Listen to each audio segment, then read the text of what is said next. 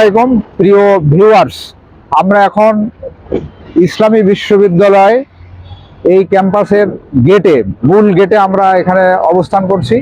আপনারা দেখতে পাচ্ছেন এটি হলো ইসলামী বিশ্ববিদ্যালয়ের মূল ক্যাম্পাস, মূল গেট।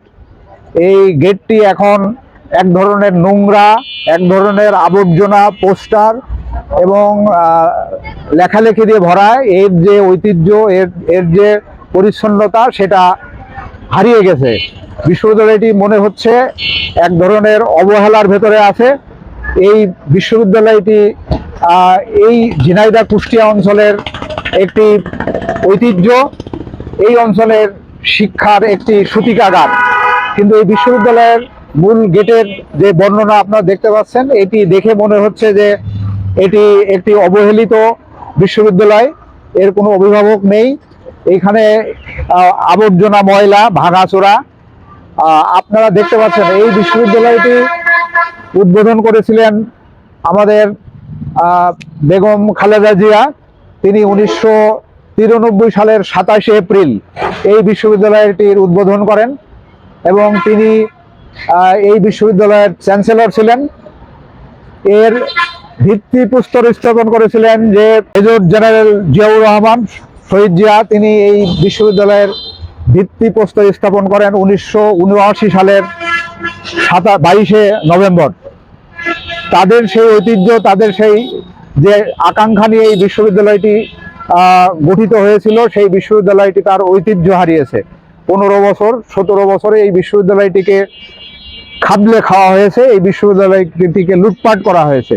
যে উদ্দেশ্যে এই বিশ্ববিদ্যালয়টি নির্মিত হয়েছিল সেই বিশ্ববিদ্যালয়ের চরিত্র হারিয়েছে।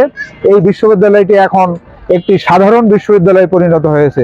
এই বিশ্ববিদ্যালয়টি কিন্তু আসলে ইসলামী বিশ্ববিদ্যালয় হিসেবেই প্রতিষ্ঠিত হয়েছিল। এই বিশ্ববিদ্যালয়ের প্রথম ভাইস চ্যান্সেলর ছিলেন আব্দুল হামিদ। তিনি এই বিশ্ববিদ্যালয়ের প্রথম ভাইস চ্যান্সেলর ছিলেন। আপনারা দেখতে পাচ্ছেন যে নাম ফলক এখানে আছে। আজকের এই বিশ্ববিদ্যালয়ের এই ভাঙচুরও আপনারা দেখতে পাচ্ছেন। এই গেটগুলো যেন বিবর্ণ একটি বিশ্ববিদ্যালয়। আপনারা খেয়াল করে দেখেন, এখানে অনেক পোস্টার আছে। তবে একটি জিনিস লক্ষ্য করেছেন যে এই বিশ্ববিদ্যালয়ের ক্যাম্পাসটি এক সময় ছাত্রলীগের দখলে ছিল। তাদের ব্যানার, পোস্টার ছাড়া এই বিশ্ববিদ্যালয় কারোরই অধিকার ছিল না। কোনো ছাত্র সংগঠন তারা তাদের কথা বলতে পারতো না। মনে হতো যে এই বিশ্ববিদ্যালয় একমাত্র ছাত্রলীগের দখলে এবং তাদের দখলেই কোনো ছাত্র সংগঠনকে এখানে তাদের ছাত্র রাজনীতি করতে দেওয়া হতো না। আজকে আমরা দেখতে পাচ্ছি ছাত্রলীগের কিন্তু একটি ব্যানারও নেই। এখানে বিভিন্ন অন্যান্য যে রাজনৈতিক দলের অঙ্গ সংগঠন, ছাত্র সংগঠন, সেগুলোর ব্যানার আছে। এখানে জাতীয়তাবাদী ছাত্র দল, এখানে ইসলামী ছাত্র শিবির, এইখানে খেলাফত ছাত্র মজলিস, এই ধরনের অন্যান্য যে সংগঠনগুলো আছে সেই সংগঠনগুলোর ব্যানার কিন্তু এখানে আছে।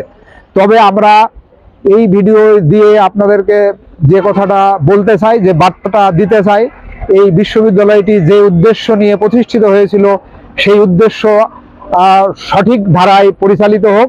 বিশ্ববিদ্যালয় তার হারানো গৌরব ফিরে পাক, আমরা সেই কামনাই করি।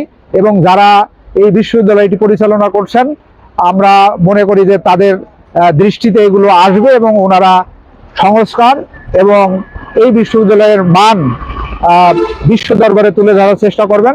আজকের পর্বে আমরা এই পর্যন্তই আপনার